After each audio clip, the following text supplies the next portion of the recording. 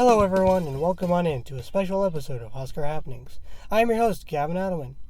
This episode is a special Nebraska High School Esports Media Day edition, where I will be joined by three coaches of small-town high school esports team from all across the state of Nebraska. Alex Wieland, coach of the Wayne High School Esports team. Garrett Kreifels, coach of the Alma High School Esports team. And Nate Preby, coach of the McCook High School Esports team.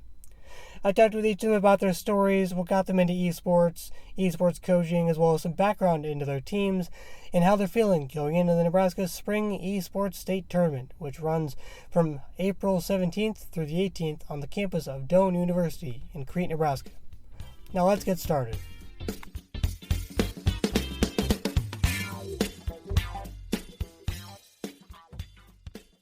To start things off, I'm here with Alex Wieland, coach of the Wayne High School Esports team. Thanks for joining me. First thing, could you give the listeners a quick rundown of your team, the games you guys play, and how the season has gone so far, and how you guys are feeling going into state? Yeah, we have students from grade 7th grade through 12th, and a little bit more junior high this year since they've been included. Just with the schedule, it just works out with them. A lot of the students in the high school are also actively involved with other activities in school, whether it be football, cross country, volleyball in the fall, wrestling, in basketball in the winter, and now with track and golf and baseball. It just kind of works out to include the junior high students. As for our games, we typically play some version of Super Smash Bros. This year it was 1v1s. We also do Mario Kart teams of 4, and those are pretty much ones that are always on the schedule. Typically we also have Rocket League, Valorant has been on there, Overwatch 2. What was added this year was Marvel Rivals.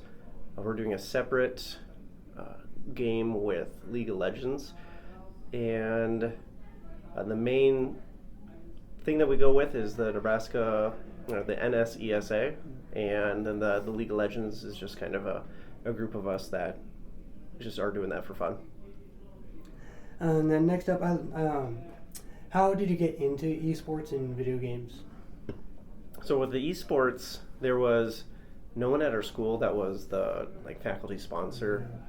We had students that were partnering up with Wayne State College, and that was just very unofficial voluntary coaching, and so I said that I would take over that. I don't know how to coach a lot of the games. I'm familiar with about half of them, but just to have somebody provide the time to let the students come and play games. We're also working on students learning how to do PC gaming rather than console gaming. Some of the games are more beneficial if you do it that way, especially like with Fortnite, and using a mouse and keyboard is generally better than using a controller. And I've just been a fan of video games all my life. Grew up with Nintendo, Super Nintendo. I remember getting the Nintendo 64 when it first came out and having friends over and just playing 007 GoldenEye multiplayer games. So it's been a part of my life forever. And with the coaching, time is really half the battle. Just giving your time, just being there for students or for athletes, whatever it is. Just being there it means a lot to really for every student athlete, for every professional athlete. Just having somebody there to support them and to be like, hey, this is to be a guide, to be like, this is where you need to be going. Let's go this way. Yeah, exactly. And just having computer labs open so kids can come in and play, and maybe they don't have those at home, so then they can learn how to play. And listening to them communicate with each other has been really fun as well. And what's your favorite part of coaching esports at Wayne? I think my favorite part is kind of like how I said just a little bit ago, where kids are learning how to talk to each other effectively as a team, and how to maybe scout other players, because they can go on and see public profiles and they can learn some strategy with that, and they know that if another team might play a certain character, they know how to counter that, or if they're going to stick with a certain character, that they can work as a team to better they're playing so that we can hopefully defeat the other team. What's your favorite part about this team? About this team is just watching them grow throughout the years. I have a student that's here that has done League of Legends forever, probably ever since he was able to play on the computer.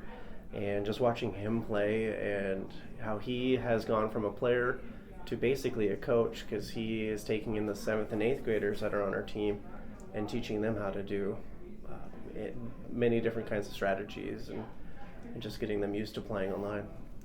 And do you have a favorite story from the team, either them playing at an event or just team bonding type things?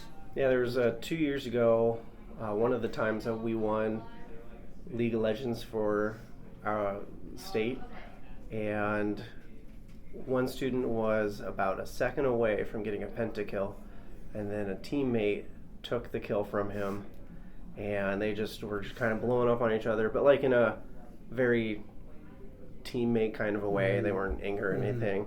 And there's a delay of like 3 minutes on the feed, and everybody's watching it, and my students are like, hey, Mr. Wieland, they're going to freak out in about 3 minutes. And just listening to all the coaches and players that are watching just react to that. And one of the players is not necessarily a League player, so they just stuck him on a support, and he was playing. It's the cat character, and the coaches were just like, oh my goodness, kill the cat, get him right now, because he wasn't dying and he was helping our team, and it was just really funny. What have been some challenges, if there have been any, with coaching and recruiting students to join an esports team with a smaller size town and school? Just kind of the timing is difficult. With the younger students, it's transportation, because they rely on their parents, whereas the older students can drive themselves. A lot of students are involved in other activities, whether it's sports or fine arts or different clubs, or they have jobs. This year we've been going with Play Versus, and they set a nice schedule, so then this way I can say when games are happening, when practices are happening, and then we can get used to that schedule. Whereas in the past it relied heavily on coach communication to work on a schedule that's not set and just be very flexible. Now it's still flexible, but we try to keep it at a specific day and time.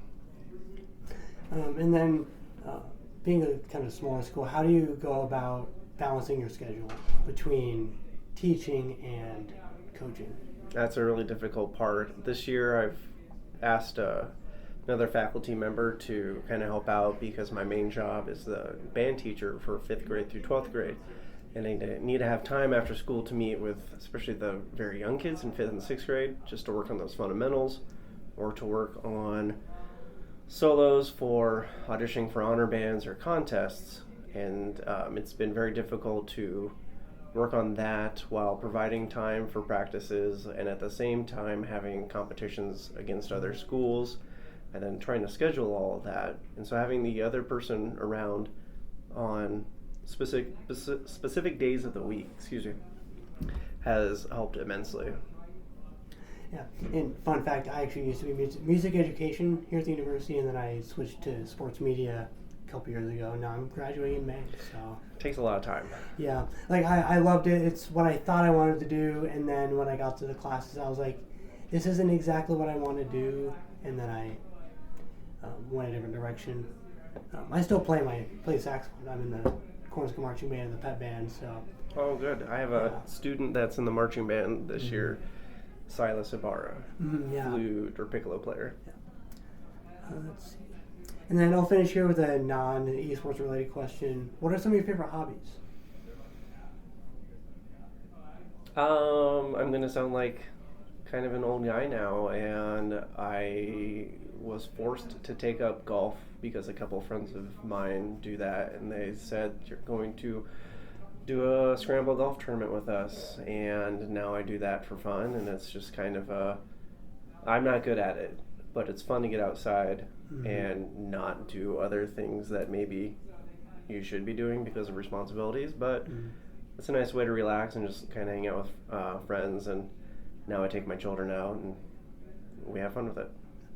Yeah, that's kind of what baseball used to be for me over the summers. I was not good at baseball, but it was fun. Got me out with my friends, got me out of the house in the summer, got me physical activity. Yeah, it's just a neat experience, and I've met a lot more people in town just through doing that. And just the social aspect of it's pretty neat. And then where can listeners find you and the team on social media? We have a Facebook page. It should be Wayne High School Esports or WHS Esports. We don't have anything on Instagram or anything yet. We're going to be working on that. That's just been something that I need to schedule a chunk of time for. Kind of infrequent about posting pictures, and we're going to start working on making sure we can stream our matches for the next season, since things are kind of winding down now. All right. Thanks for joining me, Alex. Yeah, thank you.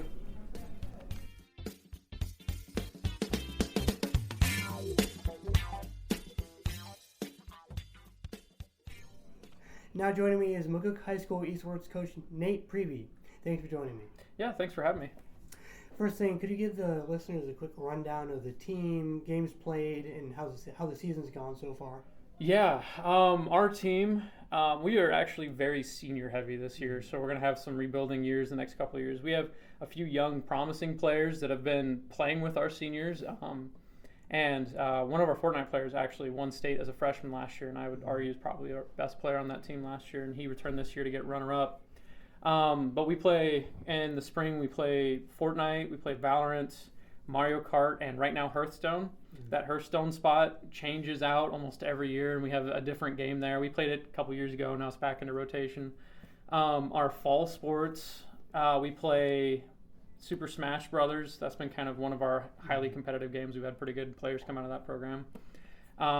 We've played in the past Overwatch, but this year they swapped it out for Rivals, and then we play Rocket League. I see that you guys brought a lot of people to media days. Is this the full? Do you guys have a large team? Well, this is my senior group, and there's a ton of carryover between these guys and our Rivals and Valorant team. They're pretty much one and the same. I'm missing 2 underclassmen who had tests and stuff today that couldn't come. But yeah, this group, I mean, they go everywhere together. They're like family, so I can't take one without taking the rest. Yeah. And then how's the team feeling going into state?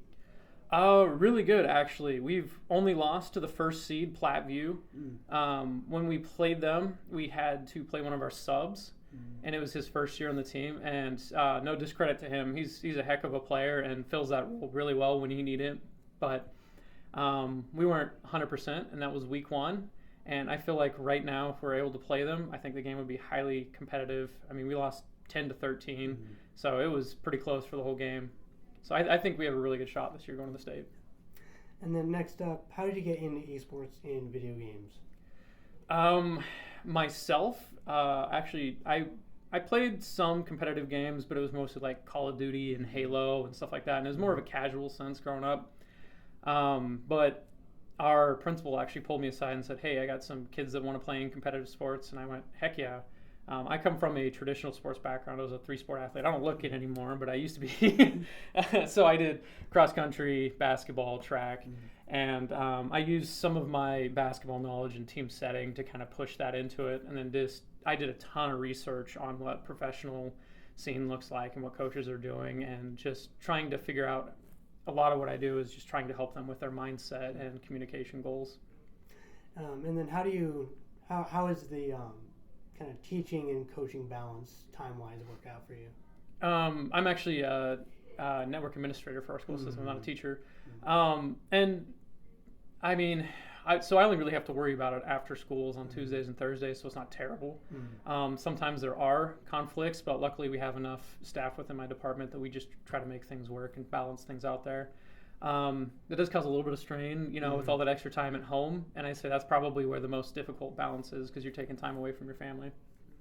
And what's your favorite part about coaching esports? Just getting to know the kids, the personalities. You meet kids from all sorts of situations, and you get to know them. And it's always hard watching them graduate, but you just get to watch them grow and experience that over and over, and that's a lot of fun.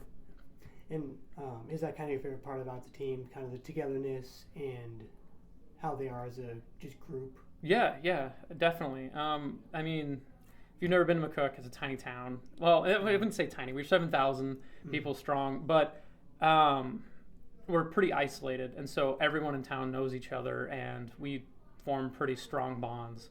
And that's especially true with this group. These guys have been playing together for 4 years, and they're, like I said, like a family. And it's weird because they sometimes call me dad or things like that, and I try to push that off. But yeah, they're just a fun group to be around and hang out with. And do you have a favorite story or a thing that's happened with the team, either at an event or just when they're just with themselves, just doing team bonding activities? Yeah, it's hard to really choose one. We do have kind of some fun things that they've come up with over the years. So I walk into practice one day, and one of our players, Caleb, goes by cancel. He's just yelling out "car."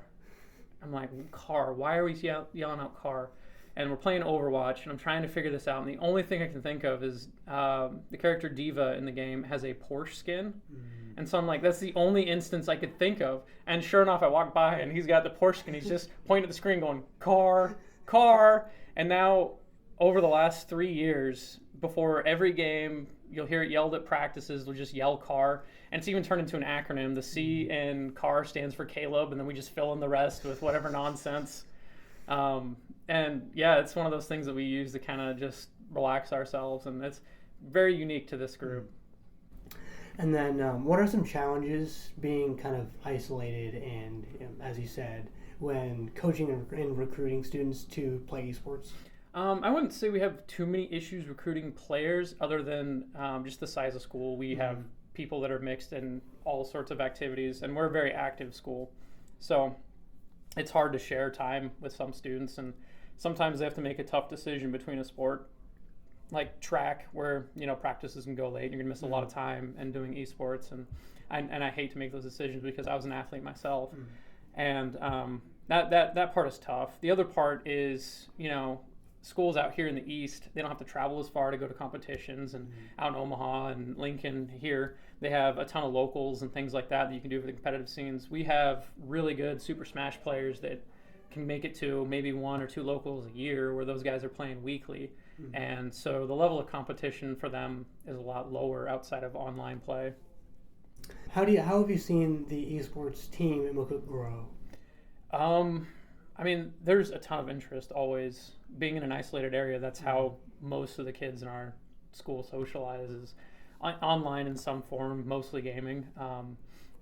And so it really wasn't too hard to get recruitment. I just say that we just grow as far as what we look to accomplish. Every year our goals get bigger and bigger, and like I said, next year is going to be a little bit of a rebuilding and resetting year for us, so I'm going to have to reset some of those expectations myself and reapproach how I do things. But we've gotten a lot of respect from the success we've gotten, and I think administration's kind of starting to take another look at it, and I'm hoping the NSAA will kind of establish this as an official sport, so that we get to hang our own banners and everything else, because we've got trophies, we've got championships, and I think these guys, as much work as they put in it, deserve that recognition. And then I'll finish with a completely unrelated non-sports question, just for fun.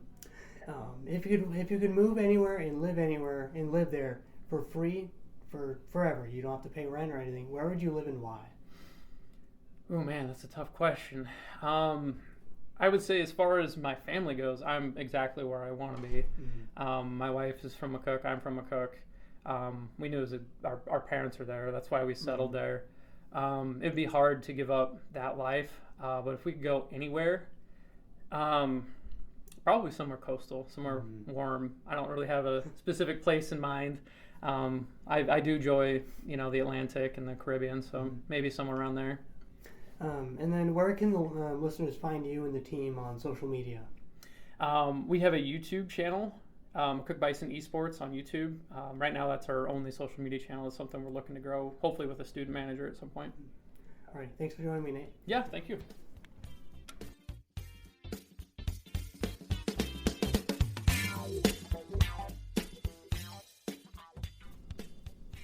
I am now joined with Garrett Kreifels, coach of the Alma High School Esports team. Thanks for joining me. Hey, thanks for having me. First thing, could you give the listeners a quick rundown of your team, the games played, and how your season's going so far?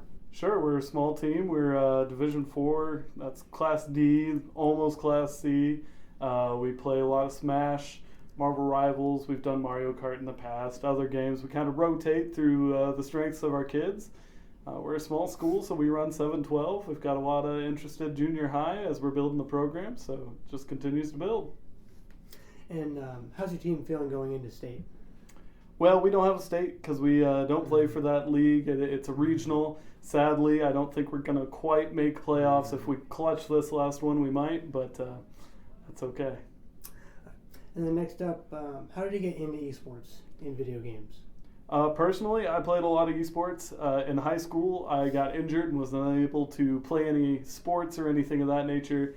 Ended up at home playing a lot of World of Warcraft, which turned into League of Legends and so on and so forth. Enjoyed it through college, and then as I got to the school, I said, hey, I see you have a couple of these games. I'd love to help every now and then. They went, congrats, you're the coach. So here I am a few years later. And how long have you been coaching? This will be year 4, I believe. All at Alma? All at Alma, yep. And then what's your favorite part of coaching esports?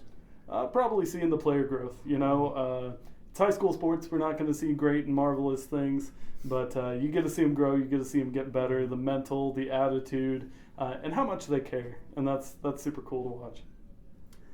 And then, what's your favorite part of this team? My favorite part of this team is the youthfulness. They're playing. They're having fun. They take the things seriously that they need to take seriously, but as they grow, they still enjoy it. It's not like a grind. They're not getting max 99 capes anywhere, but they're working hard at what they need to and having fun. And then what's something that you've done to try to grow the team, being in a very small town? Sure. When we try to grow the team, one of the biggest things we have is legitimacy. We're not just playing games after school. They still have drills. They still have to work at things. They have scrimmages. It's not just having fun. It's getting good. It's being good and winning. And what does the kind of day-to-day, week-to-week look like for you and for the team?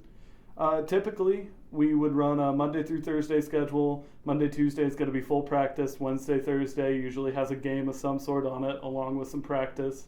For me, I know I have to watch a lot of odds, pull through things, say, hey, I counted how many smash attacks you had in one game and it outweighed anything else you did the entire day.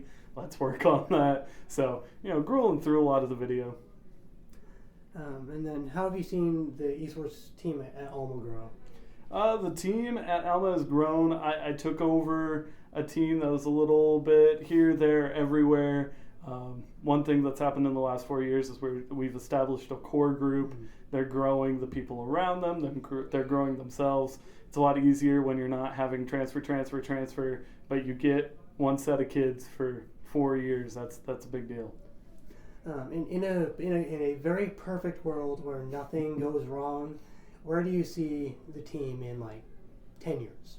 In 10 years, I would love to be known as a team that can funnel kids to something else, something further, something better, whether that's UNL, which I would love to see all my kids go to UNL, so I'd love to cheer on the Huskers, and it's always great when it's your own kids, but to funnel them to be able to do bigger things, whether that's collegiate esports, or they take these things with them to do other things, or go into, I know one big deal is Smash Bros. And wrestling actually go weirdly hand in hand, and some of my best Smash Bros. Kids go on to be wrestlers, and they do a great job.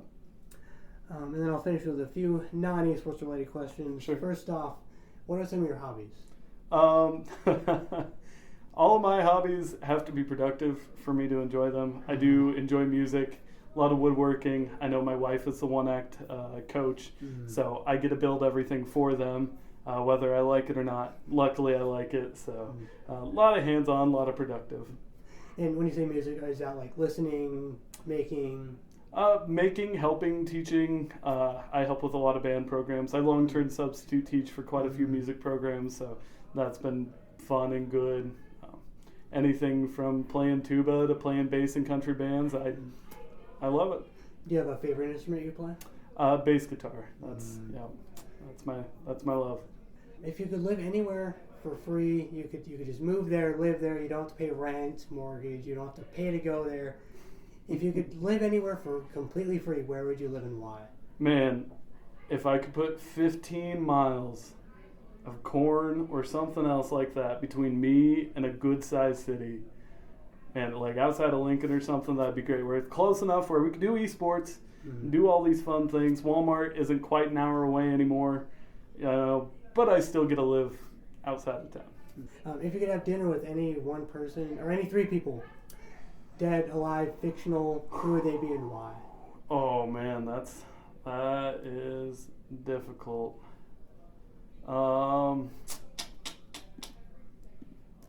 Zach Taylor. Just because, I grew up in Nebraska, so I gotta love that. Wore his jersey for a lot of years. Oh man, there are too many. Maybe St. Augustine. He's the GOAT. I don't know. Somebody from another part of the world that I'm just not used to. That can enlighten me on how things are different. And then where can listeners find you and the team on social media and online? Sure. We currently just have a Facebook page that doesn't really get used, and a YouTube where we do all of our VODs. I believe it's Cardinal Esports or Alma Esports, one of those two. And we put everything out there so we can pick through it ourselves, but we love it when other people can watch. Thanks for joining me.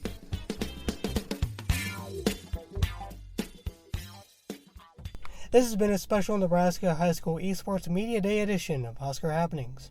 Good luck to all the teams and coaches participating in the upcoming state tournament. And if you want to follow along with any of their teams, follow along with where they said that they are on social medias, on YouTube, Instagram, Facebook, wherever they are.